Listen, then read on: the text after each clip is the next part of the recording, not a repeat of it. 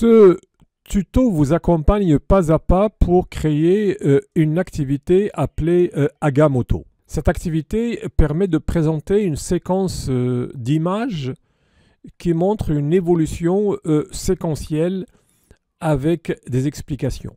Elle est particulièrement recommandée parce que très visuelle pour des apprenants en difficulté de lecture et à qui on veut expliquer une situation qui évolue dans le temps. Je vous laisse avec l'assistant vocal et je vous retrouve à la fin de ce tuto. Plus précisément, vous apprendrez comment réaliser à l'identique le modèle Agamotto, tel que vous pouvez le visionner sur la plateforme h5p.org. Il représente l'évolution d'un paysage entre 4 saisons. Commencez par le télécharger, à partir d'ici, pour utiliser durant votre apprentissage, les ressources que contient le dossier export.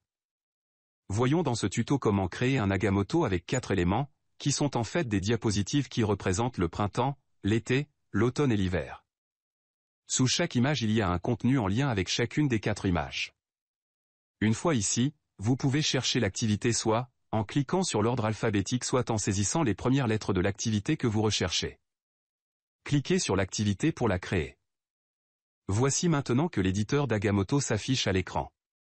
Commencez d'abord à donner un titre à cette activité. Ce titre sera retenu aussi comme nom du fichier de l'activité elle-même mais ne sera pas affiché sur l'export final. Insérez le titre à l'en-tête, qui sera toujours affiché pour l'utilisateur final, dans cet exemple les 4 saisons. 2 éléments sont chargés par défaut lorsqu'on crée un Agamotto, dans la mesure où il est nécessaire de disposer au minimum de 2 images pour relater une séquence. Insérez la première image en appuyant sur le bouton Ajouter une image. Cherchez l'image à l'endroit où elle est classée et insérez-la. Laissez cette case décochée, c'est ce qui permet d'afficher un texte alternatif en cas où l'image n'est pas affichée pour différentes raisons sur un navigateur donné.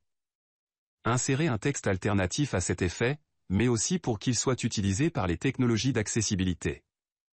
Insérez un contenu, qui sera affiché comme étiquette, quand ce paramètre sera coché un peu plus bas.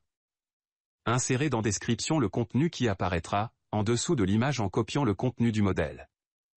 Vous remarquez que dans la description, un titre indique la saison suivie d'un poème. Mettez le titre en gras comme style 3 dans format de paragraphe.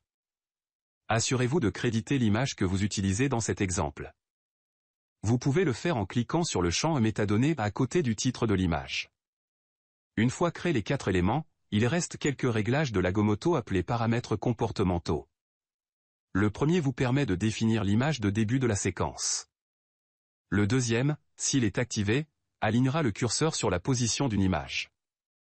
Celui-là, quand il est activé, le curseur affichera une coche pour chaque image qui donne l'aspect d'une graduation. Si activé, le curseur affichera l'étiquette, au lieu ou en plus, des graduations. Enfin, le dernier réglage vous permet de choisir la couleur de remplacement de transparence, nécessaire quand la photo ne couvre pas tout l'espace. Procédez de la même manière et créez les 3 autres éléments pour compléter la séquence des 4 saisons.